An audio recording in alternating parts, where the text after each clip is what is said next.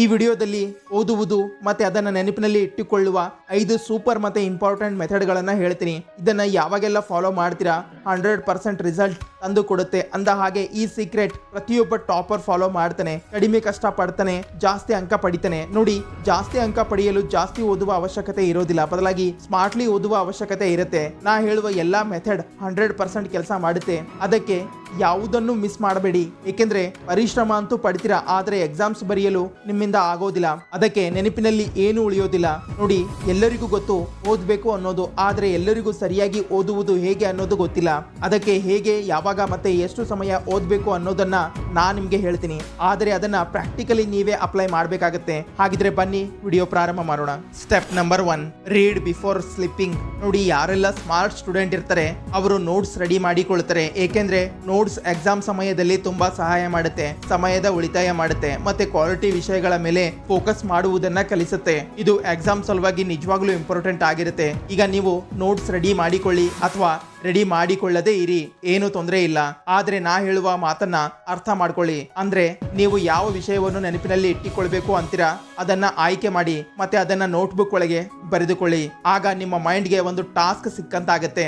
ಈಗ ಅದು ಪೂರ್ತಿ ರೆಡಿ ಆಗಿದೆ ಅಂತ ಅನ್ಕೊಳ್ಳೋಣ, ಅದನ್ನ ನಿಮ್ಮ ಹತ್ತಿರ ಇಟ್ಕೊಳ್ಳಿ. ಮತ್ತೆ ಮಲ್ಕೊಳ್ಳೋದಕ್ಕಿಂತ 1 ಗಂಟೆ ಮುಂಚೆನೆ, ಅಂದ್ರೆ ಅಟ್ಲೀಸ್ಟ್ 1 ಗಂಟೆ ಓದುವ ಪ್ರಯತ್ನ ಮಾಡಿ. ಟೈಮ್ ಇಲ್ಲದಿದ್ರೆ ಅರ್ಧ ಗಂಟೆ ಓದುವ ಪ್ರಯತ್ನ ಮಾಡಿ. ಅಷ್ಟು ಸಮಯ ಇಲ್ಲ ಅಂದ್ರೆ ಕೇವಲ 10 ನಿಮಿಷ ಆದ್ರೂ ಓದುವ ಪ್ರಯತ್ನ ಮಾಡಿ. ಮತ್ತೆ ಯಾವುದನ್ನ ನೆನಪಿನಲ್ಲಿ ಇಟ್ಟಿಕೊಳ್ಬೇಕು ಅಂತ ಅನ್ಕೊಂಡಿದ್ದೀರಾ ಅದನ್ನ 2-3 ಬಾರಿ ಓದುವ ಪ್ರಯತ್ನ ಮಾಡಿ. ಯಾವಾಗ ನೆನಪಿನಲ್ಲಿ ಉಳಿಯುತ್ತೆ ಅದನ್ನ ಪಕ್ಕಕ್ಕೆ ಎತ್ತಿಟ್ಟು ಮಲ್ಕೊಳ್ಳಿ. ನೋಡಿ, ಓದುವಾಗ ನಿದ್ದೆ ಅಂತೂ ಬರುತ್ತೆ. ಈ ಮಧ್ಯೆ ನಮ್ಮ ಫೋನ್ ಉಪಯೋಗಿಸಲೇಬೇಡಿ, ಇಲ್ಲ ಅಂದ್ರೆ ಇದು ಕೆಲಸ ಮಾಡೋದಿಲ್ಲ. ನೋಡಿ, ನಾವು ಮಲಗೋದಕ್ಕಿಂತ ಮುಂಚೆ ಏನೆಲ್ಲ ಓದ್ತೇವೆ, ನೋಡ್ತೇವೆ, ಯೋಚನೆ ಮಾಡುತ್ತೇವೆ, ಅದನ್ನೇ ನಮ್ಮ ಮೈಂಡ್ ಮಲಗುವಾಗ ಪ್ರೊಸೆಸ್ ಮಾಡುತ್ತೆ. ಹಾಗಿದ್ರೆ ಯಾವುದೇ ಒಂದು ವಿಷಯವನ್ನು ಅಧಿಕ ಸಮಯದವರೆಗೆ ನೆನಪಿನಲ್ಲಿ ಇಟ್ಟುಕೊಳ್ಳುವುದು ಹೇಗೆ ಅನ್ನೋದನ್ನ ತಿಳಿಯೋಣ. ನೋಡಿ, ಮೆಮೊರಿಯ ನಿರ್ಮಾಣ 3 ಸ್ಟೆಪ್ಸ್ ಗಳಿಂದ ಪೂರ್ಣಗೊಳ್ಳುತ್ತೆ. 1, ಅಕ್ವಾಜಿಷನ್ ಅಂದ್ರೆ ಅತಿಕರಣ. 2, ಕನ್ಸಾಲಿಡೇಷನ್ ಅಂದ್ರೆ ಬಲವರ್ಧನೆ.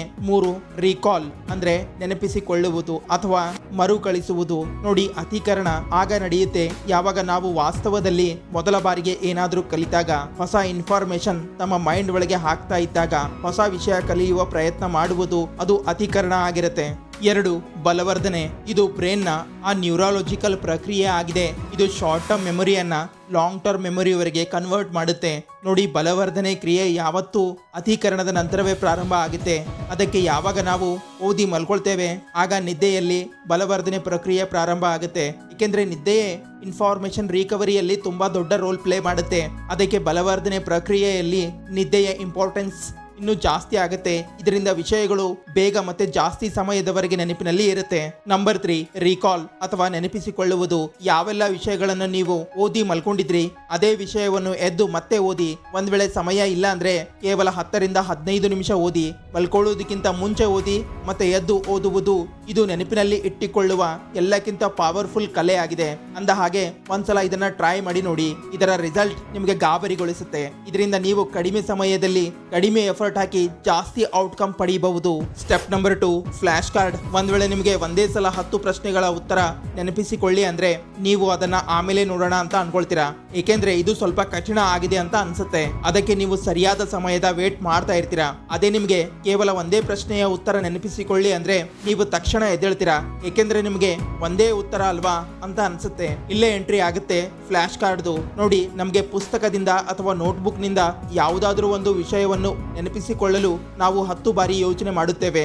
ನೋಟ್ಬುಕ್ ನಲ್ಲಿ ಇರೋದನ್ನ ಹುಡುಕಿ ಓದಿ ನೆನಪಿಸಿಕೊಳ್ಳುವುದು ಸ್ವಲ್ಪ ಕಠಿಣ ಟಾಸ್ಕ್ ಇದೆ ಎಂದು ಅನಿಸುತ್ತೆ. ಅದೇ 2 ಫ್ಲಾಶ್ ಕಾರ್ಡ್ ಟೇಬಲ್ ಮೇಲೆ ಇವೆ, 2 ಫ್ಲಾಶ್ ಕಾರ್ಡ್ ನಿಮ್ಮ ಹಾಸಿಗೆ ಹತ್ರ ಇವೆ, ಇನ್ನೂ 2 ಫ್ಲಾಶ್ ಕಾರ್ಡ್ ನಿಮ್ಮ ಜೇಬಿನಲ್ಲಿವೆ. ಮತ್ತೆ ಅವುಗಳಲ್ಲಿ ಬರೆದ ಟಾಪಿಕ್ಸ್, ಕ್ವಶನ್ ಅಥವಾ ಉತ್ತರ ನೀವು ತಕ್ಷಣ ನೆನಪಿಸಿಕೊಳ್ತೀರಾ.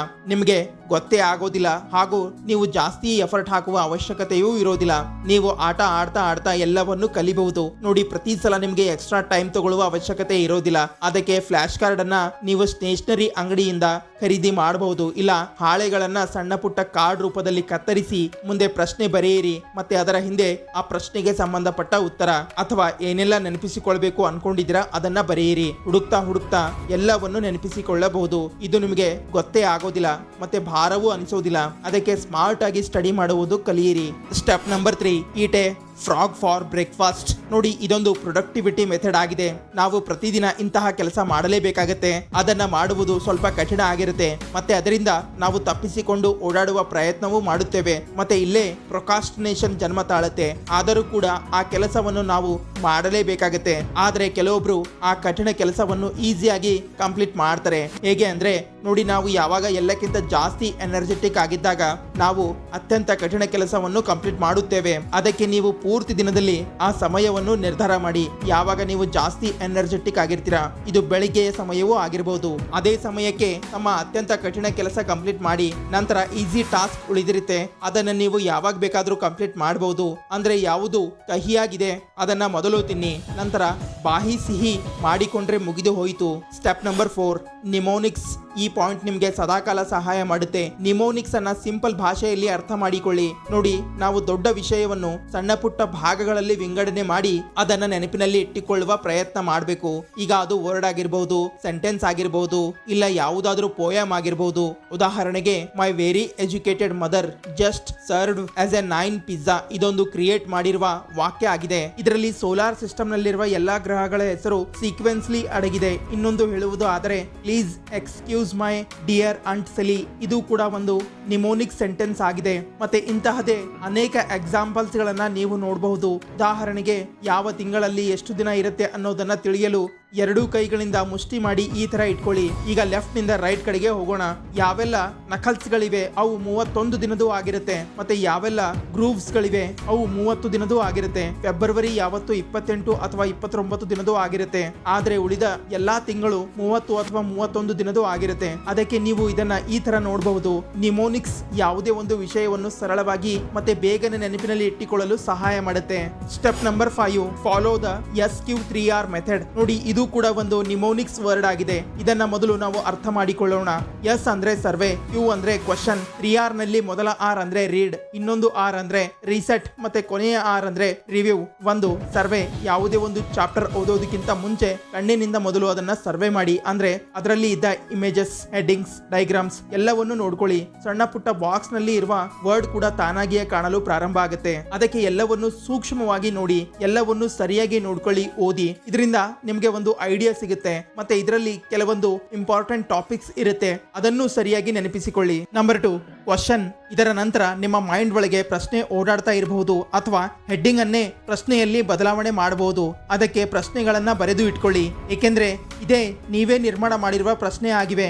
ಒಂದ್ ವೇಳೆ ಏನೂ ಸಿಗ್ಲಿಲ್ಲ ಅಂದ್ರೆ ಚಾಪ್ಟರ್ಸ್ ನ ಕೊನೆಯಲ್ಲಿ ಇರುವ ಪ್ರಶ್ನೆಗಳನ್ನ ಓದಿ ಅದನ್ನ ಸಾಲ್ವ್ ಮಾಡುವ ಪ್ರಯತ್ನ ಮಾಡಿ. ಈಗ 3R ನಲ್ಲಿರುವ ಮೊದಲ R ಹೇಳುತ್ತೆ ರೀಡ್. ಅದರ ಪ್ರಕಾರ ಓದಲು ಪ್ರಾರಂಭ ಮಾಡಿ. ನೀವು ನಾರ್ಮಲಿ ಯಾವುದೇ ಒಂದು ಚಾಪ್ಟರ್ ಅನ್ನ ಓದ್ತೀರಾ, ಶಾಂತವಾದ ಮನಸ್ಸಿನಿಂದ ಓದ್ತಾ ಹೋಗಿ. ನಿಮ್ಮ ಮನಸ್ಸಿನಲ್ಲಿ ಗೊಂದಲ ಇರೋದಿಲ್ಲ, ಮೈಂಡ್ ಒಳಗೆ ಪ್ರಶ್ನೆ ಇರೋದಿಲ್ಲ. ಇದರಿಂದ ನಿಮ್ಗೆ ಜಾಸ್ತಿ ಲಾಭ ಆಗೋದಿಲ್ಲ. ಆದರೆ ಈ ಮೆಥಡ್ ಅನ್ನ ಫಾಲೋ ಮಾಡುವಾಗ ಆಲ್ರೆಡಿ ನಿಮ್ಮ ಮೈಂಡ್ ಒಳಗೆ ಅನೇಕ ಪ್ರಶ್ನೆ ಇರುತ್ತೆ. ಈಗ ನೀವು ಧ್ಯಾನದಿಂದ ಗಮನದಿಂದ ಓದ್ತಾ ಇದ್ದೀರಾ, ಏಕೆಂದ್ರೆ ಕೆಲವೊಂದು ಪ್ರಶ್ನೆಗಳ ಉತ್ತರ ಸಹ ಹುಡುಕುವುದು ಇದೆ. ಎರಡನೇ R ಹೇಳುತ್ತೆ ರಿಸೈಟ್, ಅಂದ್ರೆ ಕೇಳುವುದು. ಈಗ ನೀವು ಉತ್ತರವನ್ನು ಹುಡುಕ್ತಾ ಇದ್ದೀರಾ, ಆಗ ಯಾವುದೇ ಒಂದು ಪ್ಯಾರ ನಿಮ್ಮ ಪ್ರಶ್ನೆಯ ಉತ್ತರ ಕೊಡಬಹುದು ಅನ್ನೋದು ಗೊತ್ತಾದ್ರೆ ಅದನ್ನ ಜೋರಾಗಿ ಹೇಳ್ತಾ ಓದಿ, ಏಕೆಂದ್ರೆ ನಿಮಗೆ ಕೇಳಿಸಲು. ಮತ್ತೆ ಇದೇ ಉತ್ತರವನ್ನು ನೋಟ್ಬುಕ್ ನಲ್ಲಿ ನೋಟ್ ಮಾಡ್ಕೊಳ್ಳಿ. ಕೆಲವೊಬ್ಬರಿಗೆ ಇದೆಲ್ಲ ಕಠಿಣ ಇದೆ ಅಂತ ಅನಿಸ್ತಾ ಇರಬಹುದು, ಆದರೆ ಇದು ತುಂಬಾ ಎಫೆಕ್ಟಿವ್ ಆಗಿದೆ. ಮೂರನೇ R ಹೇಳುತ್ತೆ ರಿವ್ಯೂ. ಯಾವಾಗ 4 ಸ್ಟೆಪ್ಸ್ ಕಂಪ್ಲೀಟ್ ಆಗುತ್ತೆ, ಕೊನೆಗೆ ಆ ಚಾಪ್ಟರ್ ಅನ್ನ ಮತ್ತೆ ಓದಿ, ಏಕೆಂದ್ರೆ ಅನೇಕ ಟಾಪಿಕ್ಸ್ ಒಂದೇ ಸಲ ಓದೋದ್ರಿಂದ ಅರ್ಥ ಆಗೋದಿಲ್ಲ, ಮತ್ತೆ ಇನ್ನೊಂದು ಸಲ ಓದುವುದರಿಂದ ಖಂಡಿತ ಅರ್ಥ ಆಗೇ ಆಗುತ್ತೆ. ಹಾಗೂ ಅನೇಕ ಪ್ರಶ್ನೆಗಳು ಒಂದೇ ಸಲ ಸಾಲ್ವ್ ಆಗೋದಿಲ್ಲ. ಅದಕ್ಕೆ 2-3 ಬಾರಿ ಪ್ರಯತ್ನ ಮಾಡಿ, ಖಂಡಿತ ಸಾಲ್ವ್ ಆಗುತ್ತೆ. ಮತ್ತೆ ಇದರಿಂದ ರಿವ್ಯೂ ನಲ್ಲಿ ಅನೇಕ ವಿಷಯಗಳು ಕ್ಲಿಯರ್ ಆಗುತ್ತೆ. ಹಾಗಿದ್ರೆ ಈ ವಿಡಿಯೋ ಇಲ್ಲಿಗೆ ಮುಕ್ತಾಯ ಆಗುತ್ತೆ. ಈ ವಿಡಿಯೋ ಬಗ್ಗೆ ನಿಮ್ಮ ಅನಿಸಿಕೆ ಏನಿದ್ರು ಕಮೆಂಟ್ಸ್ ಮೂಲಕ ತಿಳಿಸಿ. ಹಾಗೆ ಚಾನಲ್ ಅನ್ನು ಸಬ್ಸ್ಕ್ರೈಬ್ ಮಾಡಿ, ಇನ್ಸ್ಟಾ ಪೇಜ್ ಅನ್ನು ಫಾಲೋ ಮಾಡಿ. Bye bye.